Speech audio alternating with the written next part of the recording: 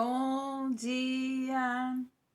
Estamos de volta com o nosso devocional Florescer. Nós estamos no número 266.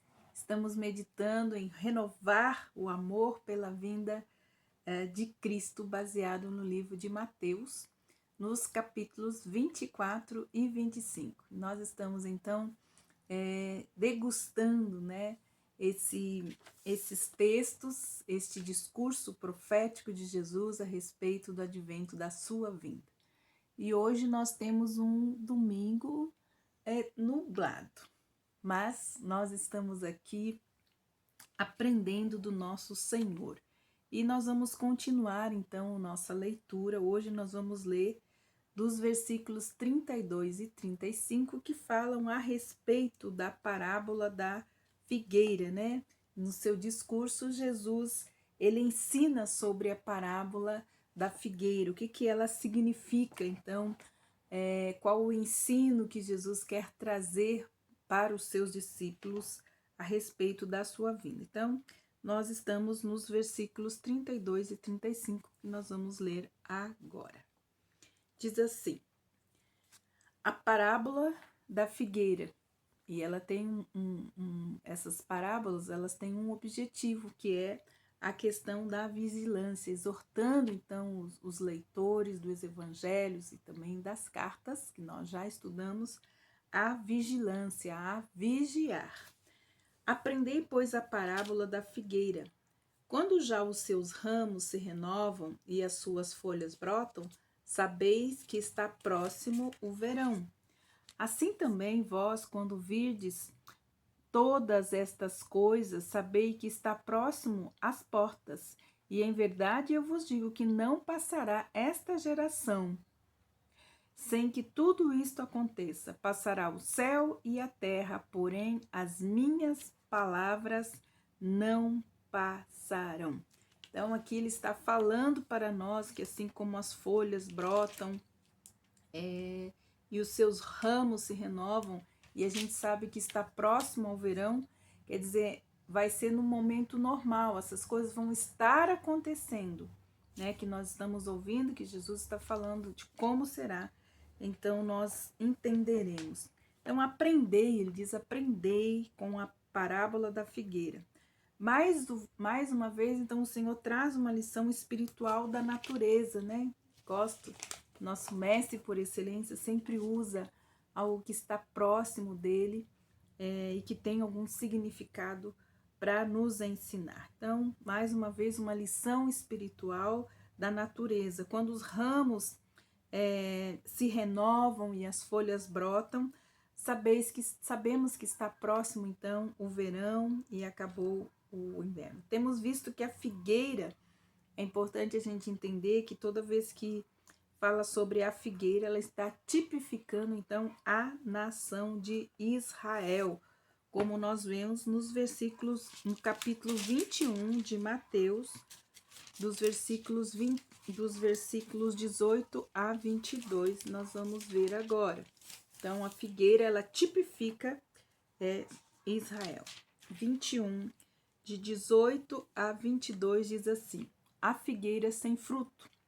Cedo da manhã, a voltar para a cidade, teve fome, vendo uma figueira à beira do caminho, aproximou-se dela. E não tendo achado senão folhas, disse-lhe: nunca mais nasça fruto de ti. E a figueira secou imediatamente. Vendo isso, os discípulos admiraram-se e exclamaram: como secou depressa a figueira?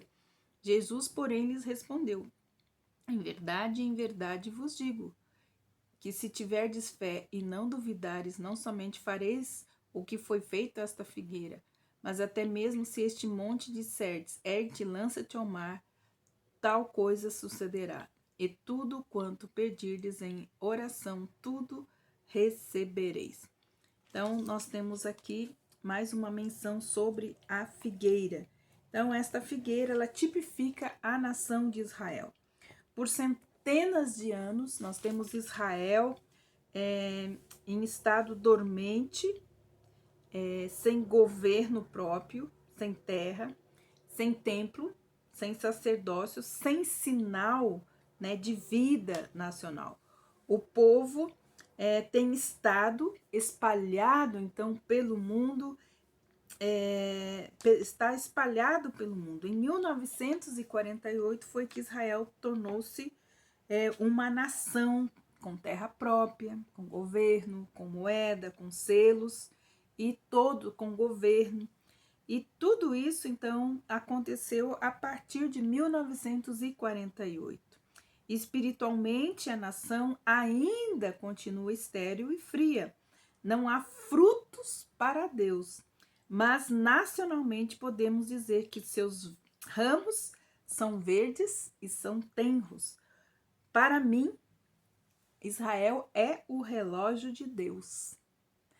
E nós devemos ficar de olho em tudo o que acontece em Israel. No versículo 33, ele diz o seguinte: assim também vós, quando virdes todas essas coisas, sabeis que está próximo às portas. Importante a gente entender. A aparição de Israel como nação não somente quer dizer que o começo da tribulação está perto, mas que o mesmo Senhor, então, está perto. As portas, então, isso quer dizer? Se a chegada de Cristo para reinar está tão perto, mais iminente está, então, o arrebatamento da igreja. Se já enxergamos sombras dos acontecimentos que devem anteceder a sua aparição em glória, quanto mais perto estamos da primeira fase, então, do seu advento. Então, nós estudamos isso em 1 Tessalonicenses 4, de 13 a 18. No versículo 34, nós temos o seguinte: em verdade vos digo que não passará esta geração sem que tudo isto aconteça. Então, algo importante também de nós entendermos. Depois de mencionar a figueira, Jesus acrescenta isso: em verdade vos digo que não passará essa geração sem que tudo isso aconteça. Nos dias de Jesus, esta geração aqui, ela tem um significado. No grego, ela significa raça. Então, raça. Era uma raça, né? Nesse tempo de Jesus, era uma raça que firmemente recusou reconhecê-lo como Messias. Alguns creem que o Israel nacional continuaria na sua condição de rejeitar a Cristo até a segunda vinda. Então, alguns creem que Jesus está falando exatamente isso, como ele foi rejeitado pela nação de Israel, até a sua vinda, ele ainda tem essa condição de ser rejeitado. Então, quando ele vir, toda a rebeldia será esmagada e somente aqueles que se submeterem voluntariamente ao seu reino serão poupados para entrar, então, no milênio. No versículo 35, nós temos assim: passará o céu e a terra, porém as minhas palavras não passarão. Então, para enfatizar o caráter infalível da profecia, das suas profecias, Jesus acrescentou. Então, se ele falou, vai acontecer. Então, ele fala que o céu e a terra passariam, porém as suas palavras não passariam. Ao falar do céu passando, ele está se referindo ao céu, aos céus astrais, né, com os astros, e atmosférico, ou seja, o firmamento azul acima de nós, e não o céu que é a morada de Deus, como nós temos lá em 2 Coríntios capítulo 12, de 2 a 4, que nós vamos ver agora. 2 Coríntios 2, versículos de 2 a 4 falam a respeito dos céus.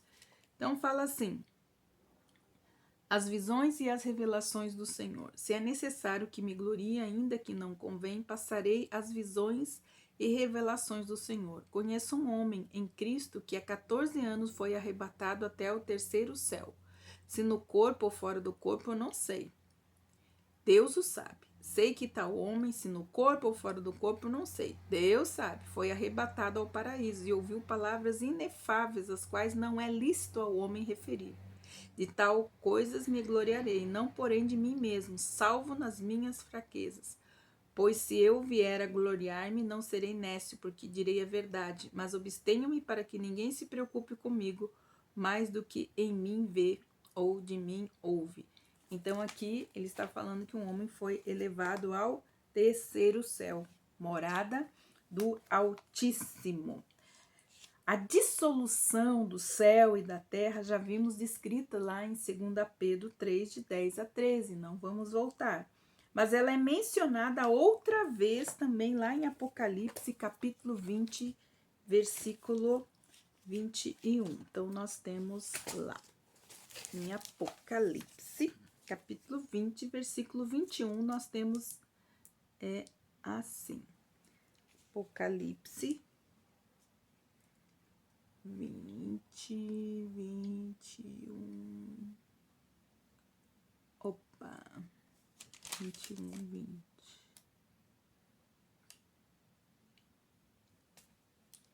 Peraí. Não está certo este versículo.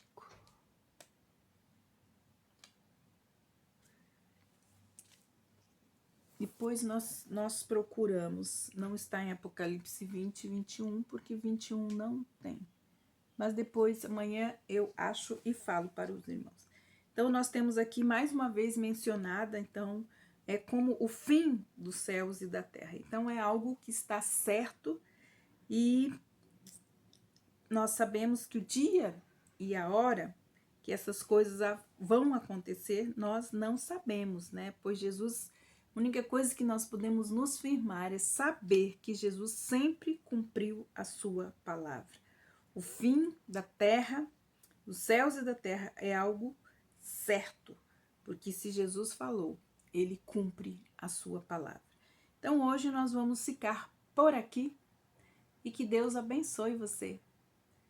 E que amanhã nós possamos então continuar meditando a respeito do dia e da hora e como essas coisas vão acontecer. Que Deus abençoe você e até amanhã com o nosso devocional Florescer.